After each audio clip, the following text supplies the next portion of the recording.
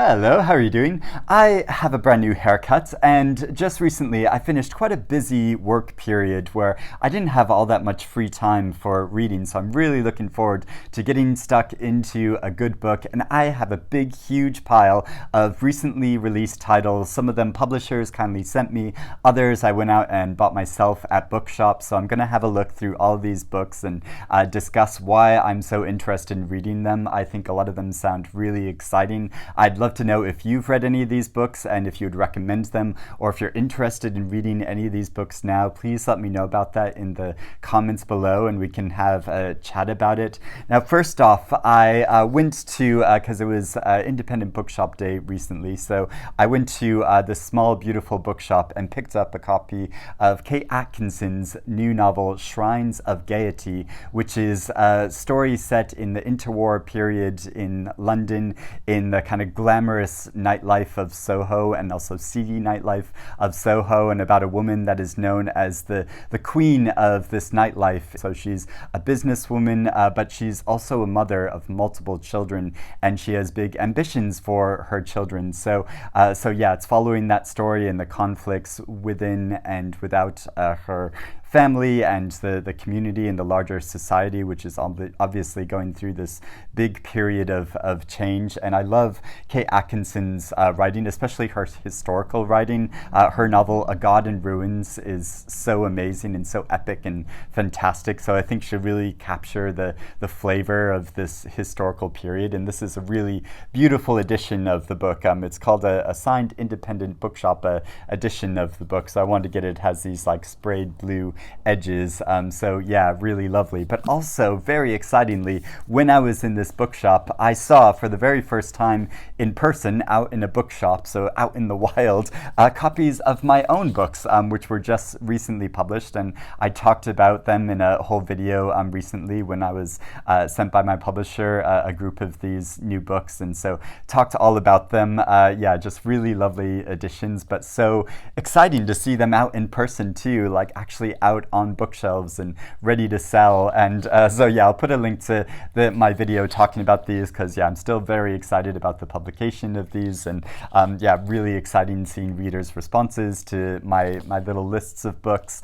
So yeah, I'll put that link in the description below. Next is a novel which sounds a bit similar in theme to Kate Atkinson's book, which is On the Rooftop by Margaret, Wilkerson, Sexton, and this is the story of three sisters that form a jazz band in San Francisco, and they start becoming quite well known, and they have a mother who's very driven and ambitious, sort of the showbiz type mother that is pushing them on to success. But then the girls' ambitions are slightly different from their mothers, so there's a slight conflict there, but also how the girls don't entirely appreciate or know or understand where their mother came from.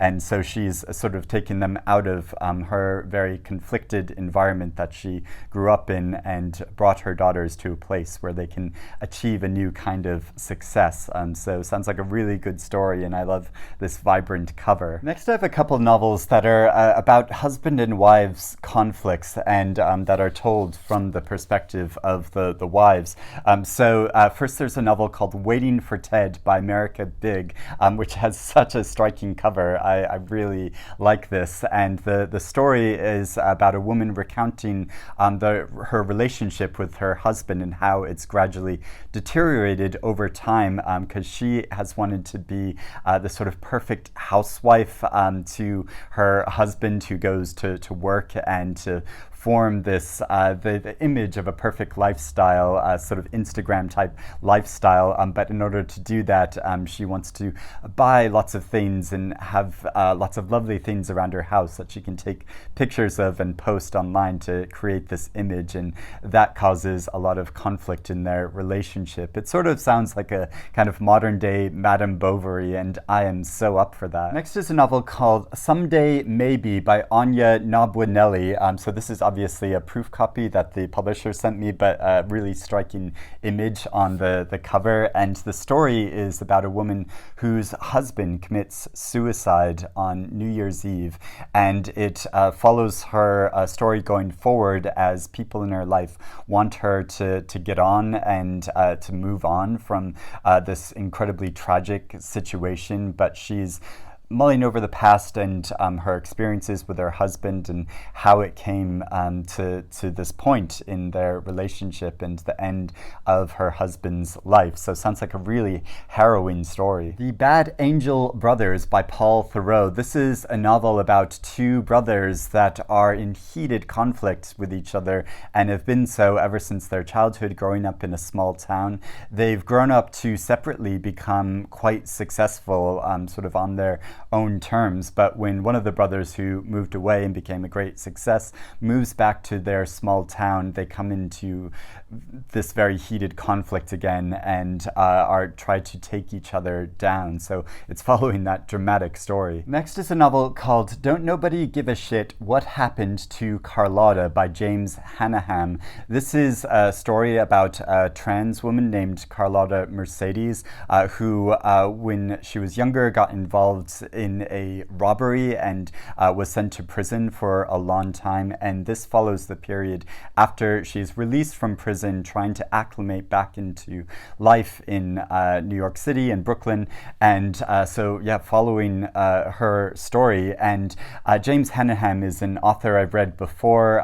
He previously wrote a novel called God Says No, which I found very powerful, really moving, but also really engaging to read. So I'm very excited to read more of his fiction. Hangdog Souls by Marc Joan. This is set in the kingdom of Mysore in 1799 and follows a British army deserter who is racked with guilt both by what he has done and the British Empire have done, and following his story, trying to correct wrongs and absolve himself of this guilt. But it's about the question of whether that can really be done.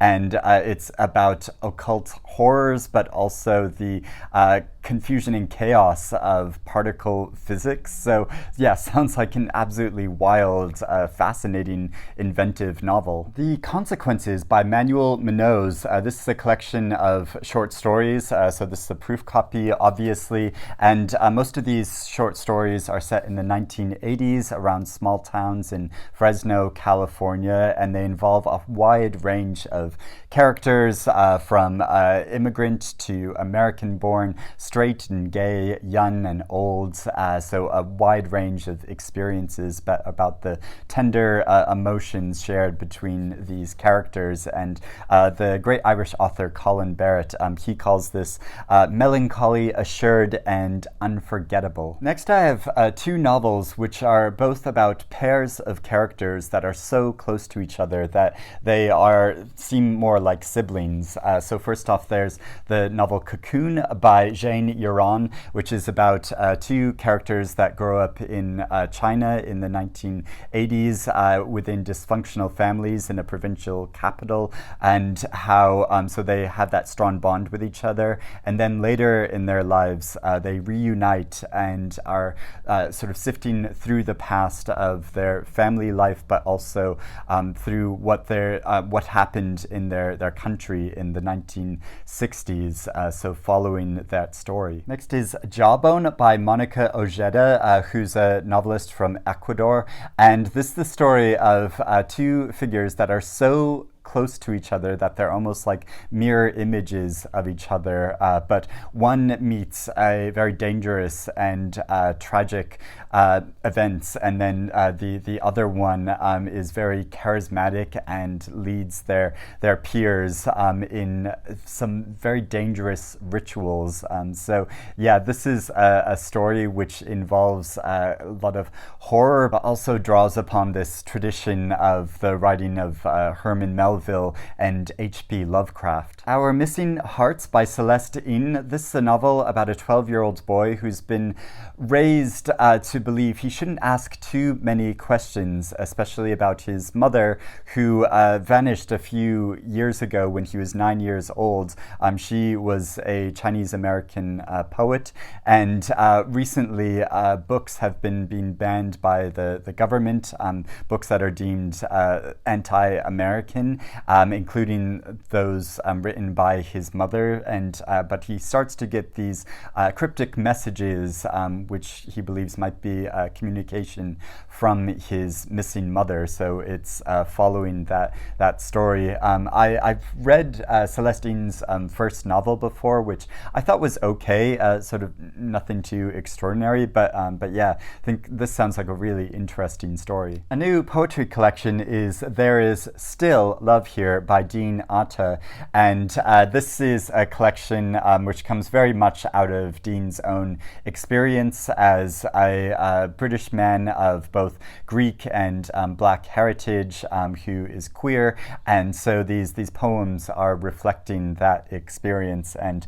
there's one poem called British Citizenship Test, which is following him taking an online British citizenship test, or examples of questions you would get in that test, and getting one of those questions wrong. And so this was just like a sample exam he took online, but that is a test that I actually took myself when I became a British citizen myself. And actually the first time I took that test, I failed it because I just sort of assumed that I would know the answers to most of those questions. But a lot of the questions asked in that test are kind of statistical type questions, and so basically you have to buy this booklet to read and memorize and understand, so you can take and pass this test before becoming a British citizen. Obviously that's an obstacle for many people, but anyway, that's a bit of a tangent. But yeah, Dean Atta has published books of poetry before and young adult books, and so yeah, it's a really interesting writer, and I actually went on a writing retreat with him once very many years ago. But yeah, excited to read the rest of the poems in this collection. The Witnesses Are Gone by Joel Lane. This is about a character named Martin who moves into a new house, and he discovers in the garden shed a box of VHS tapes, including one of a bootleg copy of a movie by an obscure French film director, and he becomes completely obsessed with this film. He wants to track down everything this film director has created, and during that journey he grows increasingly distanced from the people in his life. So yeah, it's sort of following this, when you become so obsessed with someone else's artistic pursuits and creations, which are kind of these marginalized artistic achievements which you think are extraordinary and should be celebrated, but then yeah, going into sort of the darkness of that. I Fear My Pain Interests You by Stephanie LaCava. This is called An Absurdist Tale. It's about a woman that has just left a very bad breakup and left her parents behind, who were former punk rockers, and how she discovers a big box of old film reels. So yeah, weirdly like similar to this novel, but how she also encounters somebody who takes a great interest in her congenital inability to feel pain. So yeah, sounds like a really curious and slightly disturbing type story. Also on the inside cover, there's a picture of a cow, rather mysteriously. Is Mother Dead by Vigdis Hjorth, who's a Norwegian author. This is about a woman who has become a very successful artist, making controversial paintings, some of which are about her mother, and she returns to Norway for a retrospective of her work, but there she comes into conflict with the mother she's been separated from, and they embark on this emotionally tumultuous and destructive relationship with each other. So sounds like a very harrowing story. Now, following neatly on from that is a new nonfiction book called Abolish the Family by Sophie Lewis, which is an extended essay looking at the history of the family abolitionist movement of people that have believed that traditional roles within families aren't the best ways of organizing people within society. I mean, for some people, family life can be incredibly nurturing and rewarding and loving, but for other people, it can be very destructive and lead to a lot of pain and suffering. And so it's looking at different ways that people can organize themselves and live together as a society. I mean, I don't know if I'll be persuaded by any of the arguments in this book, but I think it's really interesting to look at this alternative and examples of different ways that people have organized themselves throughout history. Then I have another nonfiction book called What Remains by Rupert Callender, which has a very attractive cover, but it's a very morbid subject matter because the author is an undertaker and he's been exploring different ways of memorializing the dead and conducting funeral services that are different and distinct from the kind of traditional Victorian type funerals, ways that people can commemorate and remember the dead and process their grief, often through artistic performances or dramatic displays of their grief. So yeah, again, sounds like a very interesting way of looking at different methods of living in society with, you know, something that we all have to eventually encounter with people that we love, which is death. Then I have a new sci-fi novel called Hell Sands by Ever Dundas, and this is set in an alternative version of Britain where there's this new form of written communication, which is a kind of opiate to the mass majority of people in the country, but to some people they are allergic to it and it's very harmful to them. So yeah, it sounds like quite an inventive story, and it's following the separate tales of two different characters and their experiences with this, but it's also organized in an inventive way where it's a novel in 3 parts, and 2 of the parts can be read in different orders from each other, and then you'll come to a different outcome or conclusion based on the order in which you read them. So yeah, that's quite innovative and interesting, and the author also wanted to write this because he understood that there were certain figures in British society that were being marginalized and whose needs weren't being met because of sort of blanket policies that are being given to the country. So yeah, quite an interesting sounding story. And finally, I have a book which sounds quite frivolous but a lot of fun, which is Britain's Best Political Cartoons, and you can see right on the cover a caricature of Boris Johnson, and this is even more topical than has been, because it was just announced, I think, like late yesterday or today, that Boris Johnson will not be in the running for to resume the role of Tory leader in the country, which I'm greatly relieved about. But yeah, a lot of these cartoons relate to Boris Johnson himself. You can see one there.